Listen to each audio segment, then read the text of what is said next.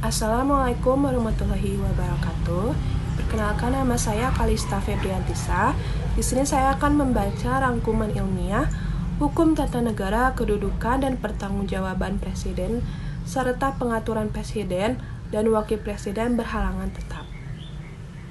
Kedudukan dan Pertanggungjawaban Presiden pasca amandemen Undang-Undang 1945, Indonesia secara tegas menganut sistem pemerintahan presidensial. Dalam sistem ini, presiden tidak hanya memegang kekuasaan eksekutif, tetapi juga berkedudukan sebagai kepala negara dan kepala pemerintahan. Perubahan tersebut mempengaruhi bentuk pertanggungjawaban presiden, pengaturan masa jabatan, hingga mekanisme konstitusional dalam hal terjadi kekosongan kekuasaan eksekutif. Rangkuman ini bertujuan untuk mengulas kedudukan presiden dalam sistem pemerintahan Indonesia pasca amandemen, serta bagaimana konstitusi mengatur apabila presiden dan wakil presiden mengalami berhalangan tetap. Yang pertama yaitu kedudukan dan pertanggungjawaban presiden pasca amandemen Undang-Undang 1945. Setelah dilakukan 4 kali amandemen terhadap Undang-Undang 1945 pada tahun 1999 hingga 2002, sistem pemerintahan Indonesia secara tegas menganut sistem presidensial yang ditandai dengan pemisahan kekuasaan antara eksekutif, legislatif, dan yudikatif. Ketiga lembaga ini memiliki fungsi dan kewenangan yang saling mengawasi, check and balance, untuk mencegah penyalahgunaan kekuasaan dan menjamin kebebasan politik rakyat. Presiden memegang jabatan sebagai kepala negara dan kepala pemerintahan. Artinya, presiden tidak hanya sebagai simbol negara, tetapi juga sebagai pemimpin eksekutif yang menjalankan pemerintahan sehari-hari dan dipilih langsung oleh rakyat dalam satu pasangan bersama wakil presiden yang diatur pada pasal 6A ayat 1 Undang-Undang 1945. Berbeda dengan sistem semi-presidensial sebelumnya, kini presiden tidak lagi bertanggung jawab kepada MPR, tetapi kepada rakyat melalui mekanisme pemilu. Kedudukan MPR mengalami perubahan signifikan dari lembaga tertinggi negara menjadi lembaga legislatif yang setara. Presiden menjabat selama 5 tahun dan hanya dapat dipilih kembali 1 kali, yang diatur pada pasal 7 Undang-Undang 1945, yang merupakan bentuk pembatasan kekuasaan secara konstitusional. Pertanggungjawab presiden itu dibagi menjadi 2. Yang pertama yaitu secara politik, dilakukan secara pemilu. Presiden yang tidak terpilih kembali dianggap tidak mendapat mandat rakyat. Yang kedua yaitu secara hukum, apabila presiden diduga melakukan pelanggaran berat seperti pengkhianatan negara, korupsi, penyuapan, atau perbuatan tercela, maka dapat diberhentikan melalui prosedur impeachment yang melibatkan DPR, Mahkamah Konstitusi, dan MPR. Proses pemakzulan diawali oleh DPR, dilanjutkan ke Mahkamah Konstitusi untuk menguji bukti, dan diputuskan akhir oleh MPR. Dalam sistem ini, MPR tidak lagi menjadi lembaga tertinggi negara, tetapi hanya menjalankan fungsi terbatas, termasuk pengambilan keputusan dalam impeachment. Yang kedua yaitu presiden dan wakil presiden berhalangan tetap. Berhalangan tetap merujuk pada kondisi ketika presiden dan wakil presiden tidak dapat menjalankan tugas secara permanen karena kematian, pengunduran diri, atau diberhentikan secara konstitusional. Jika presiden berhalangan tetap, maka wakil presiden menggantikannya hingga masa jabatan selesai, yang diatur pada pasal 8 ayat 1 Undang-Undang 1945. Jika terjadi kekosongan jabatan wakil presiden, presiden mengusulkan calon pengganti kepada DPR untuk mendapat persetujuan yang diatur pada pasal 8 ayat 2. Dalam kondisi presiden dan wakil presiden berhalangan tetap, secara bersamaan, maka tugas kepresidenan dijalankan bersama oleh Menteri Dalam Negeri, Menteri Luar Negeri, dan Menteri Pertahanan yang diatur pada pasal 8 ayat 3. Sembari MPR menyelenggarakan pemilu baru dalam waktu paling lambat 30 hari. Sebagai perbandingan historis, ketetapan MPR nomor 7 Romawi _MPR _1973 menegaskan hal yang mirip, namun menekankan wewenang MPR lebih besar daripada masa sebelum amandemen. Kini, mekanisme konstitusional lebih jelas, sistematis, dan akuntabel, sesuai prinsip negara hukum modern. Kesimpulannya adalah, amandemen Undang-Undang 1945 telah memperkuat sistem presidensial di Indonesia dan membatasi kekuasaan eksekutif melalui prinsip check and balance. Presiden tidak lagi bertanggung jawab kepada MPR, melainkan kepada rakyat dan hukum. Dalam hal presiden atau wakil presiden berhalangan tetap, undang-undang telah menyediakan prosedur konstitusional yang menjamin keberlanjutan pemerintahan. Dengan demikian, sistem ketatanegaraan Indonesia menjadi lebih stabil, demokratis, dan menjunjung supremasi konstitusi. Mungkin itu saja yang bisa saya sampaikan. Terima kasih. Assalamualaikum warahmatullahi wabarakatuh. Saya Ivo Lala Halawa sebagai mahasiswa hukum di Universitas Salih Al-Aitam. Nah, di sini saya akan memaparkan materi tentang kedudukan dan pertanggungjawaban presiden serta pengaturan presiden dan wakil presiden berhalangan tetap. Yang pertama, kedudukan dan pertanggungjawaban presiden dalam sistem pemerintahan Indonesia pasca amandemen Undang-Undang Dasar 1945. Sistem pemerintahan Indonesia setelah perubahan Undang-Undang Dasar 1945. Perubahan Undang-Undang Dasar 1945 ini sebanyak 4 kali antara tahun dari 1999 sampai 2002, membawa transformasi signifikan terhadap sistem pemerintahan Indonesia. Jika sebelumnya sistem pemerintahan cenderung campuran atau kuasi presidensial, setelah reformasi sistem tersebut diarahkan menjadi presidensial murni. Presiden dipilih langsung oleh rakyat melalui pemilu, tidak lagi dipilih oleh MPR. Sistem presidensial ini menjadikan presiden sebagai pemegang kekuasaan eksekutif tertinggi, namun dengan mekanisme pengawasan yang lebih kuat dari lembaga lain seperti DPR dan Mahkamah Konstitusi. Perubahan ini dimaksudkan untuk menyeimbangkan kekuasaan dan mencegah otoritarianisme sebagaimana pernah terjadi di masa Orde Baru. Mekanisme pemilihan presiden dan wakil presiden. Pemilihan presiden dan wakil presiden diatur dalam pasal 6A ayat 1 Undang-Undang Dasar 1945 berbunyi, presiden dan wakil presiden dipilih dalam satu pasangan secara langsung oleh rakyat. Nah, mekanisme ini memperkuat prinsip kedaulatan rakyat dalam menentukan pemimpinnya.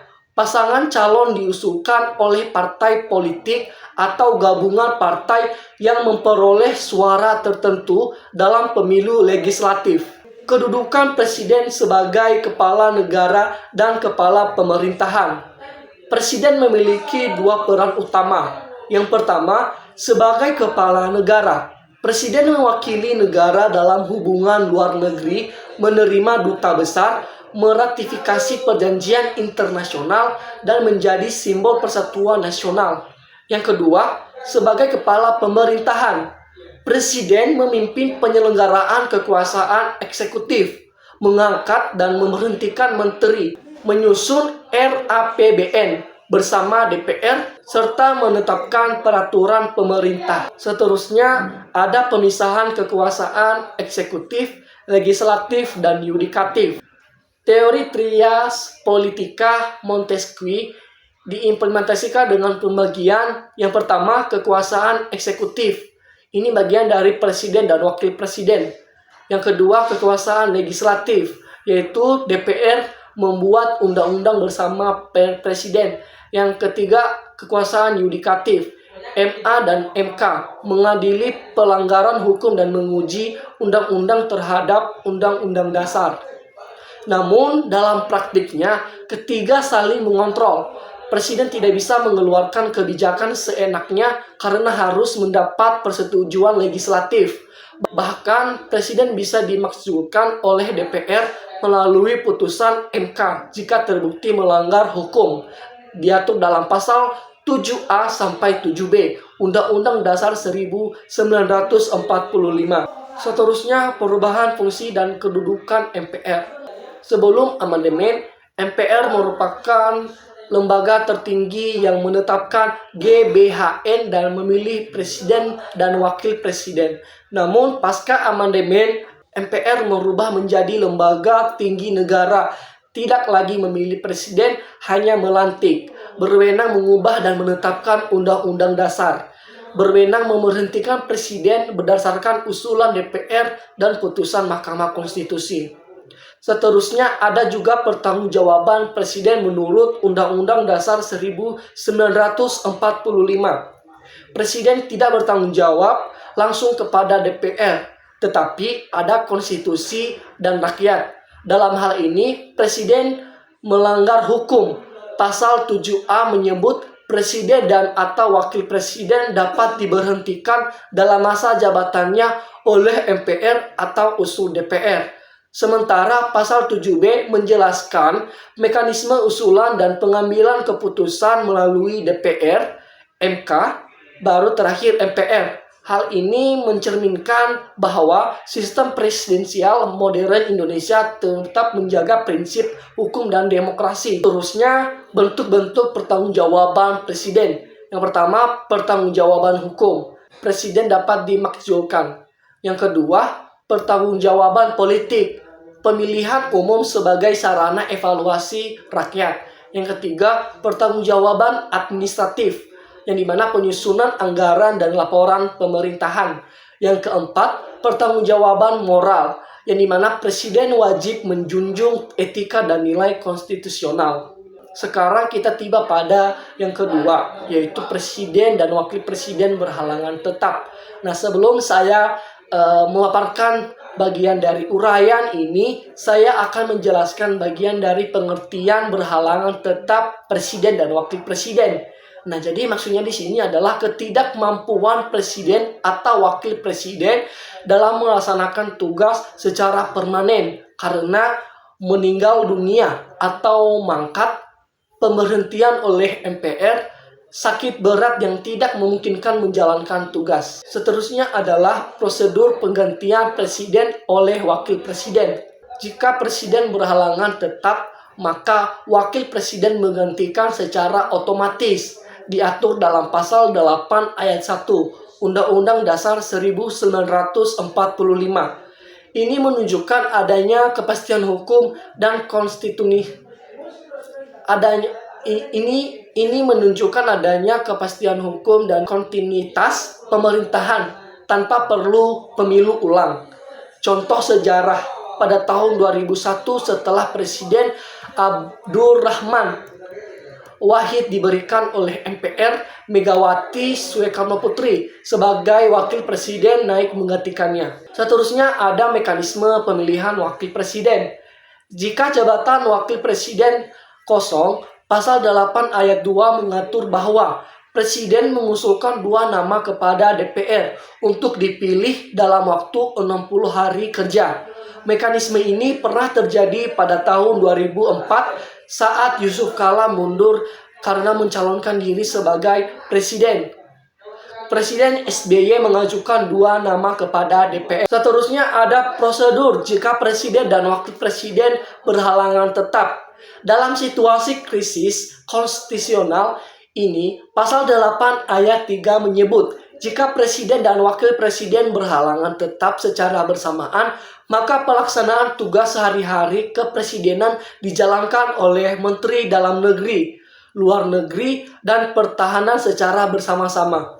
Mereka disebut sebagai triumvirat sementara, dan MPR wajib memilih presiden dan wakil presiden baru dalam waktu 30 hari. Seterusnya ada juga peran 3 menteri sebagai pelaksana sementara.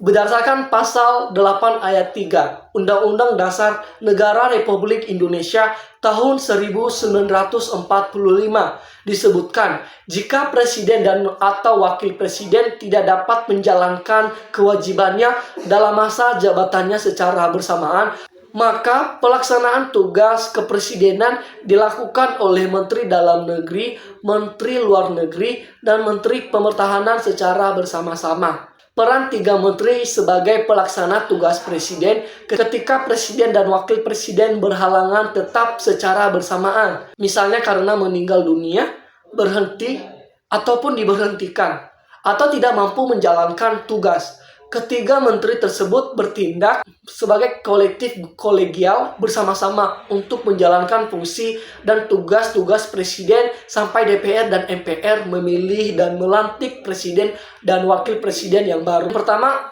Menteri Dalam Negeri atau Mendagri. Nah, ini bertugas memastikan stabilitas dalam negeri, menjaga ketertiban dan keamanan nasional, serta menjalankan roda pemerintahan daerah. Ia juga menjaga fungsi administratif kenegaraan seperti kependudukan, pemilu, dan hubungan pusat daerah.